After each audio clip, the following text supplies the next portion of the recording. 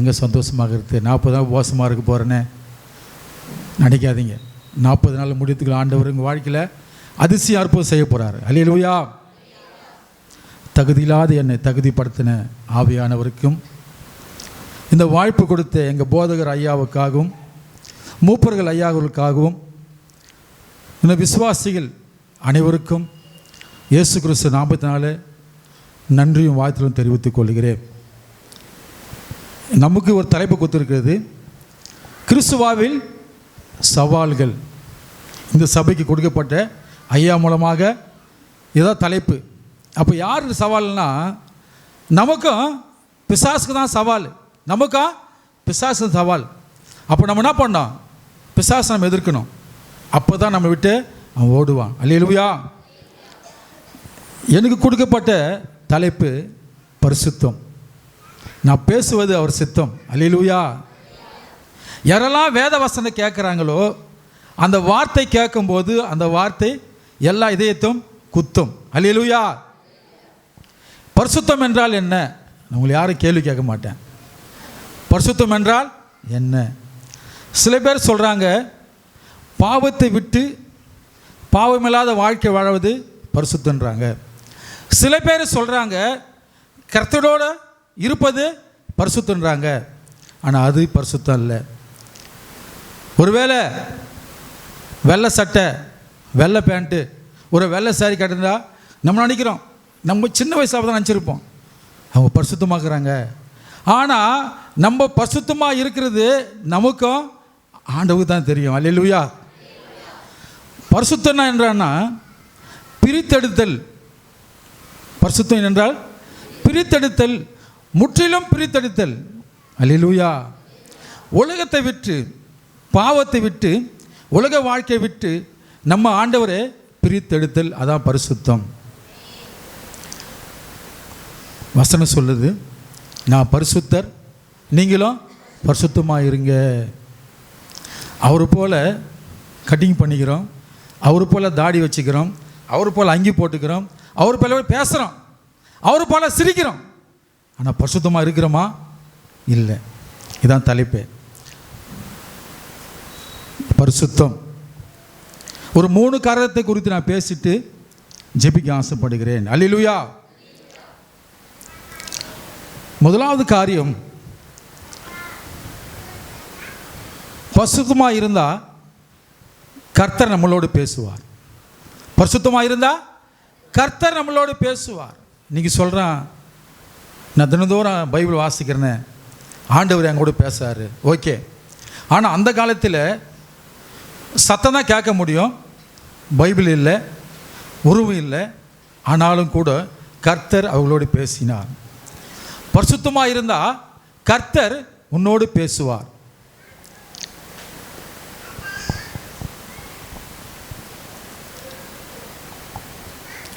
வாசிக்கலாம்.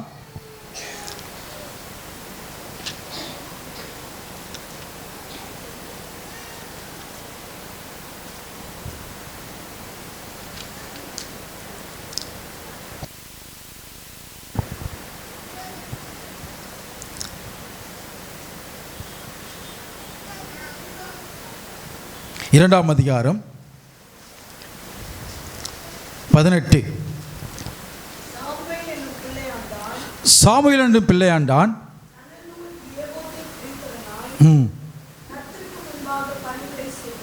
கர்த்தருக்கு முன்பாக பணிவிடை செய்தான்.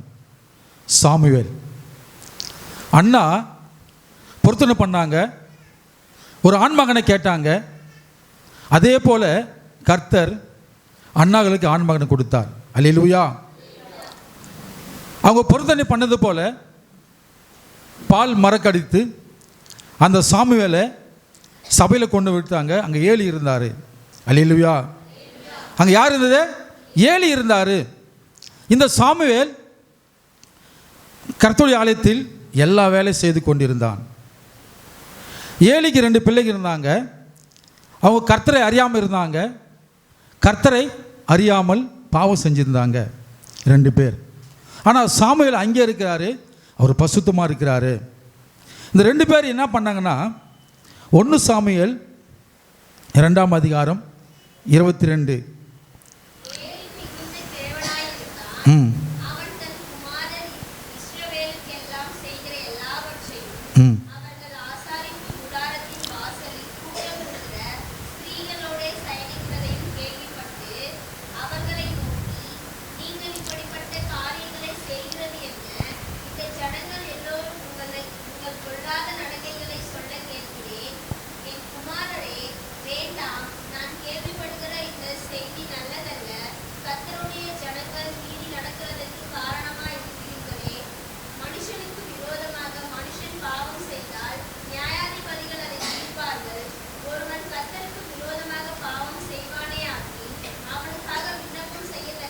போதுமா புள்ள வாசிக்கிட்டார். இது மாதிரி காரியத்தை பண்ணியிருந்தாங்க. அங்கே சாமுவேல் இருந்தார், அங்கே பரிசுத்தமாக இருந்தார். இந்த ஏலியின் பிள்ளைங்க உலகப்பரமான காரியத்தை பண்ணியிருந்தாங்க, ஆனால் சாமுவேல் அங்கே பரிசுத்தமாக இருந்தார். இப்போ வாசிக்கலாம். 1 சாமுவேல் 3ஆம் அதிகாரம் 1 வாசிங்கம்மா. சாமுவேல் பிள்ளையாண்டான், ஏலிக்கு முன்பாக கர்த்தருக்கு பணிவிடை செய்து கொண்டிருந்தான். அந்நாட்களிலே கர்த்தருடைய வசனம் அபூர்வமாக இருந்தது, பிரத்யட்சமான தரிசனம் இருக்கிறது. அல்லேலூயா. இப்போ வேத வசனம் எல்லா கையில் இருக்குது, ஆனால் அந்த காலத்தில் வேத வசனம் இருக்காது. சத்தியத்தில் ரொம்ப கஷ்டமாக இருந்தது. அதே நேரத்தில் தான் ஏலியும் சாமுவேலும் சபையில் படுத்து கொண்டிருக்காங்க தேவாலயத்தில். அங்கே வந்து சாமுவேலே கர்த்தர் கூப்பிடுகிறார். அல்லேலூயா. சாமுவேலே என்றார். அவன் எழுந்து இதோ இருக்கிறேன் என்றான். என்னை கூப்பிட்டியான்னு கேட்குறேன். ஏலியை பார்த்து சாமுவேல் சொல்கிற வார்த்தை, என்னை கூப்பிட்டீங்களா? நான் உன்னை கூப்பிடலப்பா, போய் படுத்துக்கோ. நான் உன்னை கூப்பிடல, படுத்துக்கோ. இதே போல் 2வது முறை சொல்கிறாரு, 3வது முறை சொல்கிறாரு. அப்போ ஏலி அறிஞ்சிக்கினாரு, கர்த்தர் சாமுவேலோடு பேசுகிறாரு. இதே போல் 3 முறை என்னை கூப்பிட்டீங்களா ஐயான்னு கேட்குறாரு. என்னை கூப்பிட்டீங்களா ஐயான்னு கேட்குறாரு. அதுக்கு போய் படுத்துக்குன்னு சொல்லிட்டாரு. ஆனால் 3வது முறை சொல்கிறாரு, சாமுவேலே உன்னை கூப்பிட்டா இதோ அடியேன் இருக்கிறேன், சொல்லும் அடியேன் கேளும். அந்த வார்த்தை மட்டும் வாசிங்கம்மா. அப்போது கர்த்தர் வந்து நின்று முன்போல சாமுவேலே என்று கூப்பிட்டார். அதற்கு சாமுவேல் சொல்லும் அடியேன் கேட்கிறேன் என்றார். அல்லேலூயா.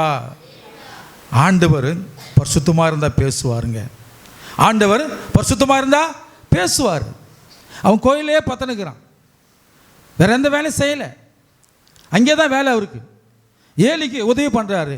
ஆனால் கர்த்தர் அவனோடு பேசினார். என்ன பேசினார்னா வாசிங்கம்மா. கர்த்தர் சாமுவேலை நோக்கி, இதோ நான் இஸ்ரவேல் காரியத்தை செய்ய போகிறேன், கேட்கிற ஒவ்வொன்று 2 காதுகளிலும் தொனித்துக் கொண்டே இருக்கும். நான் ஏலியின் குடும்பத்துக்கு சொன்ன விரோதமாக காரியம். ஆமேன். போதுமா? என்ன சொன்னார்னா, நான் ஏலி பிள்ளைங்கள்லாம் ரொம்ப அசியம் பண்ணுறாங்க, அவமானப்படுத்துகிறாங்க, பாவம் இல்லாத வாங்குறாங்க, அவங்க குடும்பத்தை அவங்க சந்நிதி என்ன பண்ணுறாரு, நான் அழிக்க போகிறேன்றாரு. இதை சொல்லத்துக்கு சாமுவேல் விடிய வரை காத்திருக்காரு. கர்த்தர் அவனோடு பேசினார். ஏலி வந்து கேட்குறாரு, சாமுவேலே கர்த்தர் உன்னோடு பேசினார், எனக்கு எதையும் மறைக்காத, எல்லாத்தையும் சொல்லிடுன்றாரு. அவர் பயப்படுறார், சொல்லத்துக்கு அவரே பயப்படுறாரு. சாமுவேல் எல்லாவற்றையும் சொன்னான். அதே போல் சாமுவேல் பரிசுத்தமாக இருந்தான். ஆனால் ஏலியின் பிள்ளைங்கள்லாம் மரித்து போனாங்க. அல்லேலூயா. அவங்க கர்த்தருக்கு விரோதமாக காரியம்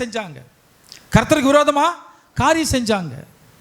இந்த சாமுவேல் அநேக தேசங்களில் ஒரு தீர்க்கதரிசி ஆனான். 1 சாமுவேல் 3ஆம் அதிகாரம் 20 வாசிங்கம்மா. சாமுவேல் கர்த்தருடைய தீர்க்கதரிசி என்று தான் முதல் பேர் சபை மட்டும்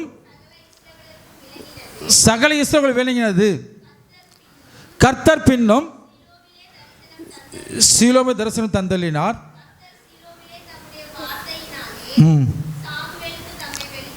அல்லேலூயா, அல்லேலூயா. அன்பு சகோதரனே, சகோதரியே, இந்த சாமுவேல் பரிசுத்தமாக இருந்தான். கர்த்தர் அவனோடு பேசி அந்த சாமுவேலை ஒரு தீர்க்கதரிசியாக மாற்றினார்.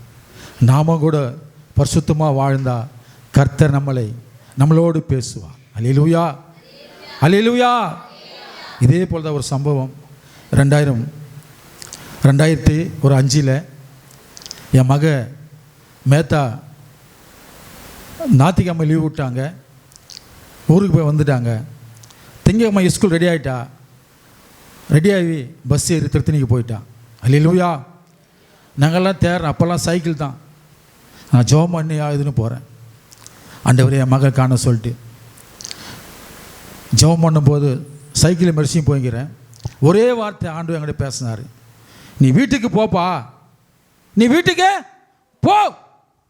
அதே போல் வீட்டுக்கு போனேன். ஒரு சத்தம் வந்து அவ்வளோதான், ஒரே சத்தம் தான், நீ வீட்டுக்கு போ.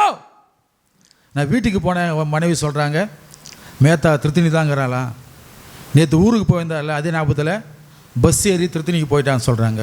அல்லேலூயா. நான் பரிசுத்தமாக இல்லை, ஆனாலும் கர்த்தர் எங்களோட பேசினார். அல்லேலூயா. நீங்களும் பரிசுத்தமாக இருந்தால் கர்த்தர் உங்களோட பேசுவார். அப்போ நம்ம என்ன பண்ணோம்? பரிசுத்தமாக இருக்கணும். இரண்டாவது காரியம், நீ பரிசுத்தமாக இருந்தால் ஒரு தேசத்துக்கு அதிபதி ஆகலாம். அல்லேலூயா.